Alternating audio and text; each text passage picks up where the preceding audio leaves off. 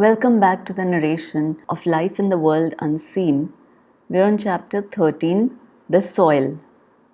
To obtain an adequate idea of the ground upon which we walk and on which our houses and buildings are erected, you must clear your mind of all mundane conceptions.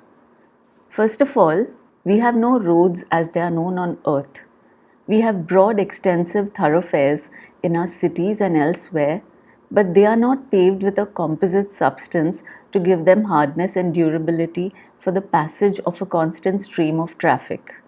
We have no traffic, and our roads are covered with the thickest and greenest of grass, as soft to the feet as a bed of fresh moss.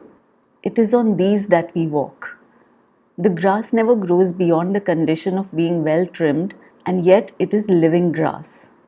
It is always retained at the same serviceable level, perfect to walk upon and perfect in appearance. In such places where smaller paths are desirable and where grass would seem unsuitable, we have such pavements as are customary in the earth world. But they are constructed of very different materials. The paving is, for the most part, a description of stone, but it is without the usual dull drabness of color. It closely resembles the alabaster-like material of which so many of the buildings are constructed. The colors vary, but they are all of delicate pastel shades. This stone, like the grass, is very pleasant to walk upon, though naturally it is not as soft.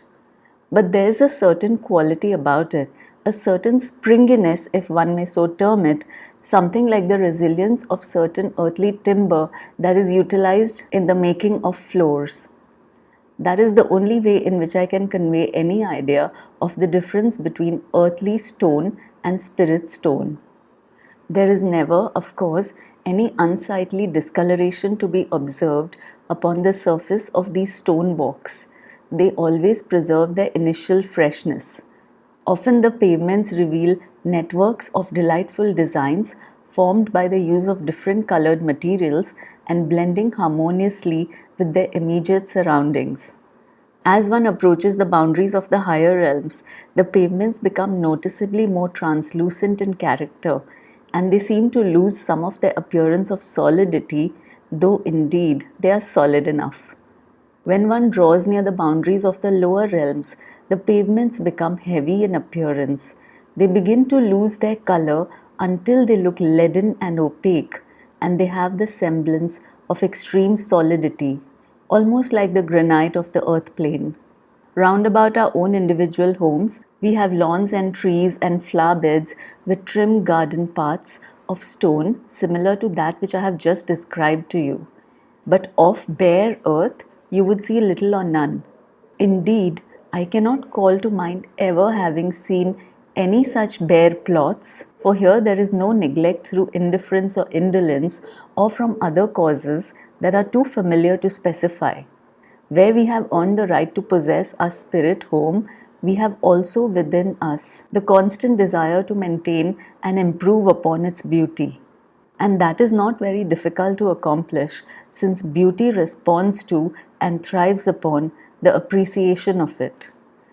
The greater attention and recognition we give to it, so much the greater will be its response, and it assumes to itself still greater beauty. Spirit beauty is no abstract thing, but a real living force. The view from my home here is one of green fields, of houses of charm, pleasantly situated amid woods and gardens, and with a distant view of the city. But nowhere are there to be seen any ugly tracts of bare or barren ground. Every inch that presents itself to the eye is cared for, so that the whole landscape is a riot of color, and from the brilliant emerald green of the grass to the multicolored flowers in the gardens, coronated by the blue of the heavenly sky above. It may be wondered, of what is the actual ground composed in which the flowers and trees are growing? Is it earth of some sort? There is soil, certainly, but it has not the same mineral constituents as that of the earth plane, for it must be understood that life here is derived directly from the great source. The soil varies in color and density in different localities in just the same way as upon the earth plane. I have not investigated it closely any more than I took particular heed of earthly soil. I can, however, give you some small idea of its appearance and characteristics. Firstly, then, it is perfectly dry. I could detect no trace of moisture. I found that it ran off the hand in much the same way that dry sand will do. Its colors vary in a wide range of tones, but never does it approach the dark, heavy look of earthly soil. To some places, it is of fine granular formation, while in others, it is composed of much coarser particles, that is, relatively coarser. One of the unexpected properties of this soil is the fact that, while it can be taken into the hand and allowed to run from it smoothly and freely, yet, when it is undisturbed, it remains fully cohesive, supporting as firmly as the earthly soil all that is growing within it. The color of the earth is governed by the color of whatever botanic life it supports. And here again, there is no special significance, no deep symbolical reason for this particular order of things. It is simply that the color of the soil is complementary to the color of the flowers and trees, and the result, which could not be otherwise, is that of inspiring harmony. Harmony to the eye, harmony to the mind, and the most soothing musical harmony to the ear. What better reason could there be? And what simpler?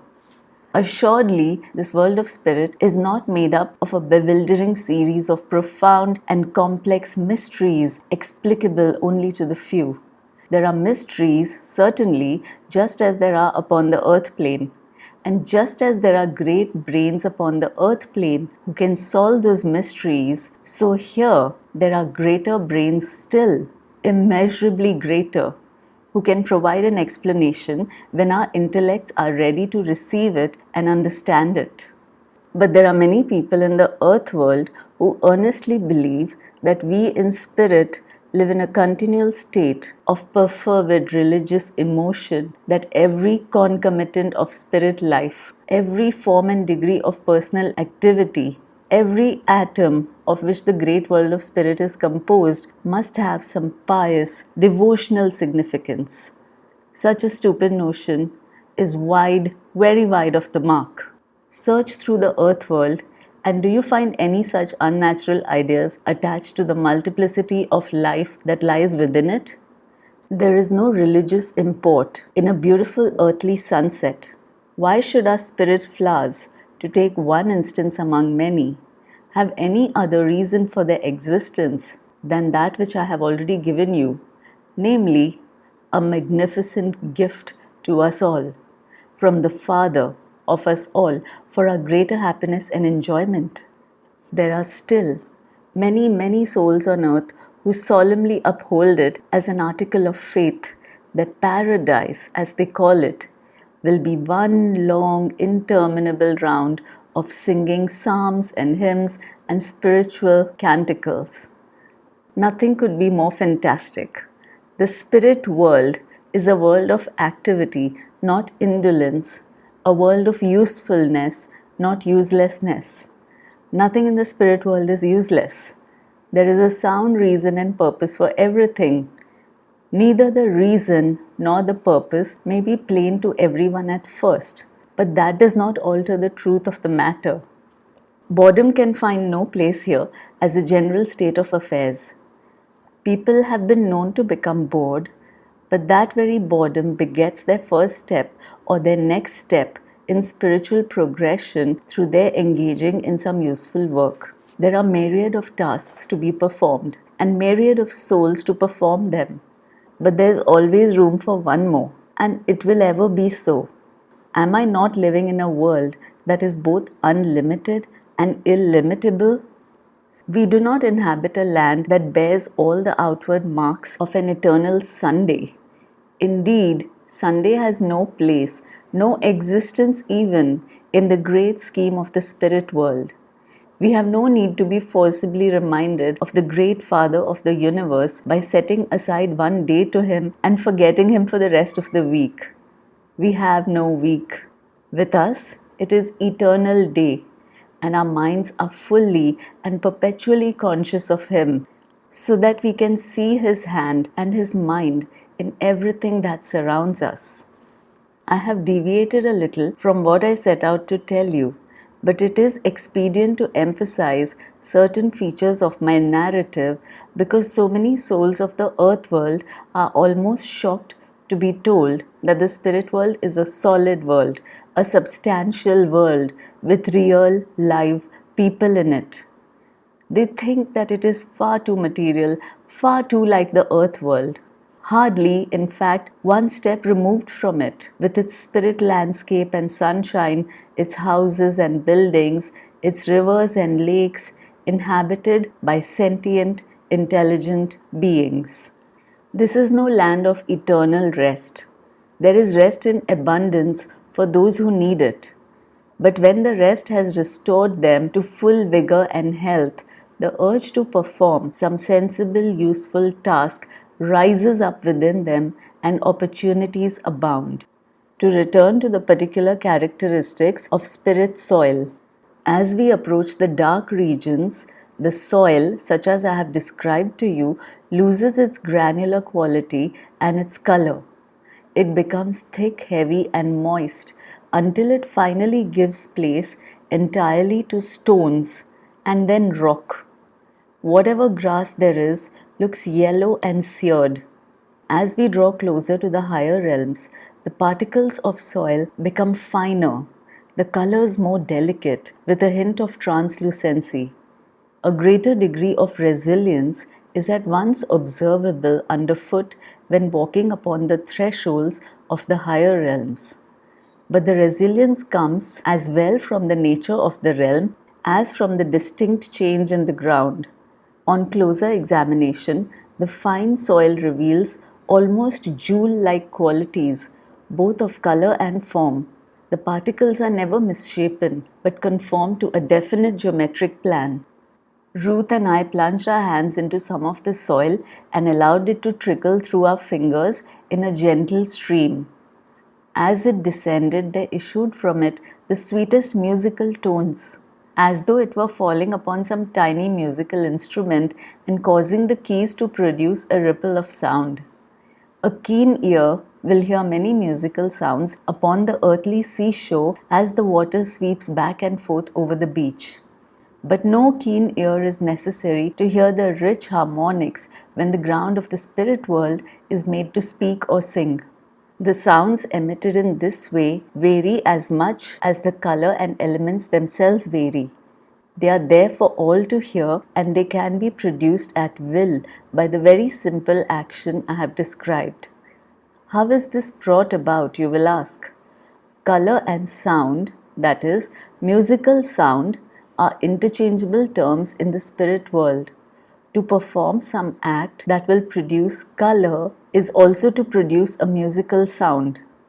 To play upon a musical instrument or to sing is to create color, and each creation is governed and limited by the skill and proficiency of the instrumentalist or singer. A master musician, as he plays upon his instrument, will build above himself a most beautiful musical thought form, varying in its colors and blends of shade in strict accordance with the music he plays. A singer can create a similar effect in relation to the purity of the voice and quality of the music. The thought form thus erected will not be very large. It is a form in miniature. But a large orchestra or a body of singers will construct an immense form, governed, of course, by the same law. The musical thought form produces no sound itself. It is the result of sound and is, as it were, a self-contained unit. Although music will bring forth color and color will yield music, each is restricted to the one resultant form. They will not go on reproducing each other in a constant, unending, or gradually diminishing alternation of color and sound. It must not be thought that with all the vast galaxy of colors from the hundreds of sources in the spirit world, our ears are being constantly assailed with the sounds of music. That we are living, in fact, in an eternity of music that is sounding and resounding without remission. There are few minds, if any, that could possibly endure such a continuous plethora of sound, however beautiful it may be. We should sigh for peace and quietness. Our heaven would cease to be heaven. No, the music is there, but we please ourselves entirely whether we wish to hear it or listen to it. We can completely isolate ourselves from all sound, or we can throw ourselves open to all sound, or just hear that which pleases us most. There are times upon the earth plane when you can hear the strains of distant music without being in any way disturbed by it. On the contrary, you may find it very pleasant and soothing. So it is with us here in spirit. But there is this great difference between our two worlds. Our potentialities for music of the highest order are immeasurably greater than are yours upon the earth plane. The mind of a spirit person who has a deep love of music will naturally hear more because he so wishes than one who cares little for it. To revert to the experiment that Ruth and I carried out when we let the soil run through our fingers, we both of us derive great enjoyment from listening to music. Ruth much more so than myself, since she has been trained in the musical art and therefore has a higher appreciation and grasp of musical technicalities. I have told you how, the instant the soil left our hands, we could hear the delightful sounds issuing from it. Another person performing the same action, but who possessed no particular musical susceptibilities, would scarcely be conscious of any sound at all. The flowers and all growing things respond immediately to those who love them and appreciate them. The music that they send out operates under precisely the same law. An attunement upon the part of the recipient with that with which he comes into contact or relationship is a prerequisite condition. Without that attunement, it would be impossible to be conscious of the musical strains that issue forth from the whole of the spirit nature. By spirit nature, I mean, of course, all the growing things, the sea and lakes, indeed all water, the soil, and the rest. The greater the power of the individual of appreciating and understanding beauty in all its multifarious forms, the greater will be the outflowing of magnetic force. In the spirit world, nothing is wasted nor expended uselessly. We never have forced upon us something that we do not want, whether it be music or art, entertainment or learning. We are free agents in every sense of the term within the confines of our own realm. It would be a most terrifying thought to imagine that the spirit world is one immense pandemonium of music continuing ceaselessly, totally unavoidable, presenting itself on every conceivable occasion and in every possible place and situation. No, the spirit world is conducted on much better lines than that. The musical sounds are most certainly there, but it rests solely with ourselves whether we shall hear them or not. And the secret is personal attunement. There are people upon the earth plane who possess the ability of mentally isolating themselves from their surroundings to such a degree that they can become oblivious to all sounds, however intense, that might be going on around them. This state of complete mental detachment will serve as an analogy, though a rather elementary one, of the effect that we can produce upon ourselves in spirit to the exclusion of such sounds as we have no wish to hear. Unlike the earth world, we do not need to bring to bear any great force of concentration. It is but another process of thought, just as we use our minds to effect personal locomotion, and after a brief sojourn in spirit, we are soon able to perform these various mental functions without any conscious effort. They are part of our very nature, and we are merely applying, in an extended form, without earthly limitations or restrictions, mental methods that are perfectly simple to apply. On the earth plane, our physical bodies in a heavy physical world prevented similar mental processes from producing the physical result. In the spirit world, we are free and unfettered, and those actions of the mind show an instant and direct result, whether it be to move us with the quickness of our thought, or whether it be to shut out any sight or sound that we do not wish to experience.